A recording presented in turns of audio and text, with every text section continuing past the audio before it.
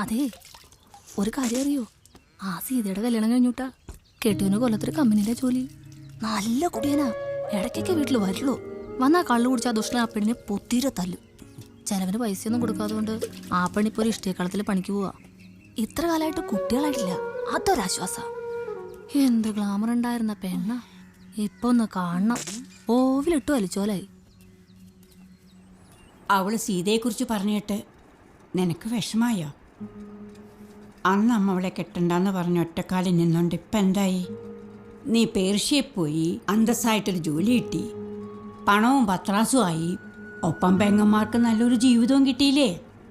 ഇന്നിപ്പോൾ ആ സീതയെ പോലെ എത്ര പെണ്ണുങ്ങളെ വേണമെങ്കിലും നിനക്ക് കിട്ടും. അത് ഈ നാട്ടിൽ നിന്ന് തന്നെ. അമ്മയെന്ന് ആലോചിക്കട്ടെ. എൻ്റെ അമ്മ 2 വിമാനം കയറി കുറേ യാത്ര ചെയ്തിട്ടാണ് വന്നേക്കണേ. നല്ല ക്ഷീണമുണ്ട് എനിക്കൊന്ന് ഉറങ്ങണം. എന്നാ ഉറങ്ങിക്കോ.